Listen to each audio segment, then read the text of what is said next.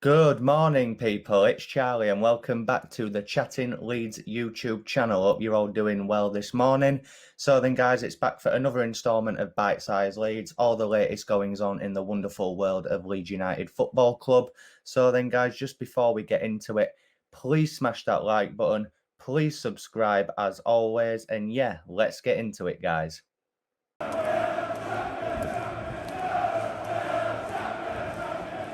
First up then, guys, it's the news that we found out over the weekend and that Christopher Klaesson, the goalkeeper from Valengria, was finally confirmed as a Leeds United player, signing a 4-year deal, I believe, until the summer of 2025. I've said it loads of times on the channel already, but this is a very, very good signing.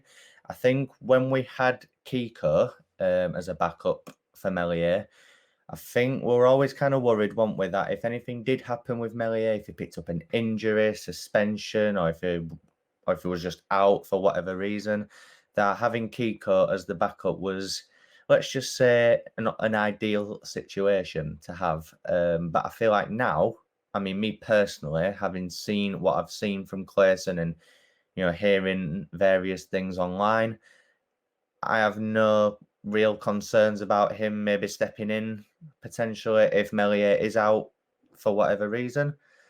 So yeah, I'm really excited about this one. Hopefully, there is a few games left of pre-season. Hopefully he can get some minutes so that we can all see what he's about and make a real judgment ourselves on him.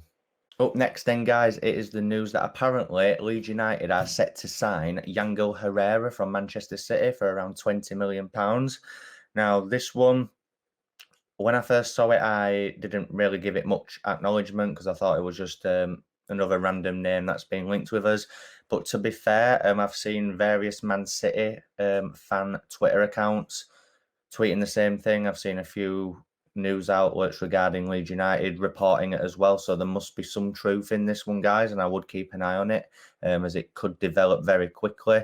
From what I'm seeing and what I'm hearing about this guy, he does look like a top talent and someone that I think would fit in to our style of play. I think if we did sign him, it would be another position ticked off our list of positions that we maybe needed to get a bit of depth in this season. Obviously, we've signed a left back. We've got Firpo. We've been signing players for the under 23s. But I feel like this one would definitely be a first team signing and would compete for kind of the central midfield, attacking midfield, maybe even a winger as well. I believe he can play there as well. So it would be a very interesting and exciting signing. So I would keep your eyes on this one, guys, as it could develop very quickly.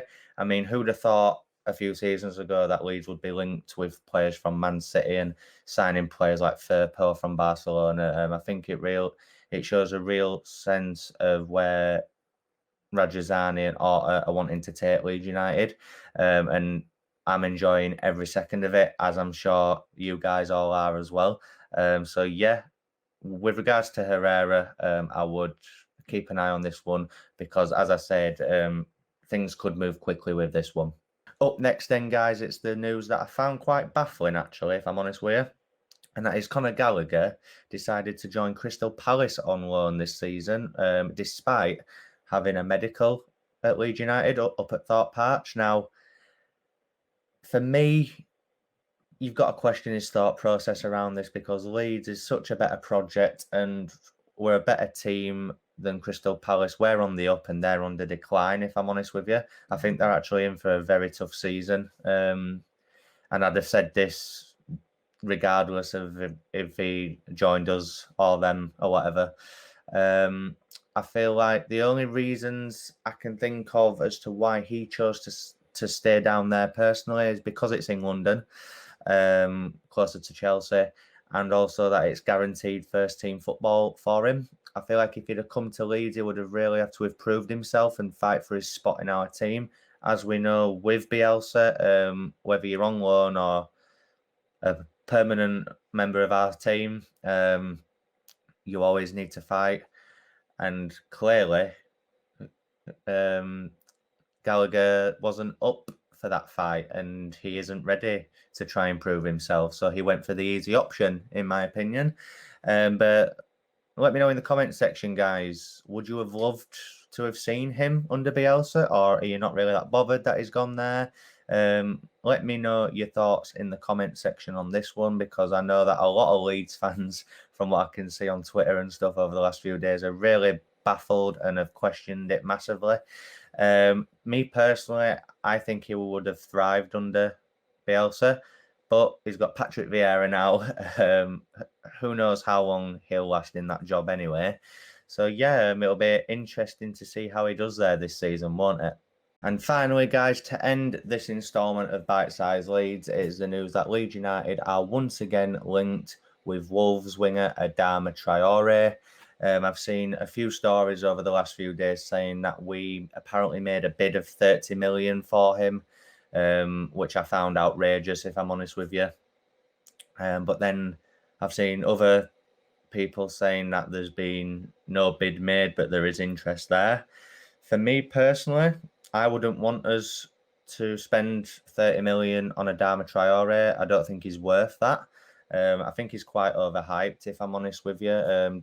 Don't get me wrong, he is a really good player. I think that 30 million for Leeds could be definitely spent elsewhere on a much better player, if I'm honest. I feel like there was a lot of hype around Traore at one point, maybe a season or two ago. But for me, he's declined a lot since then. Wolves didn't have the best of seasons last season.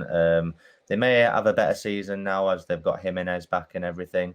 But Traore to Leeds, I mean, if he signed for us, fair enough. I mean, you can't question Bielsa if he is interested in him. But me personally, I'm not really asked about having him. As I said, I would much rather spend 30 million on a much better player than Adama Traore.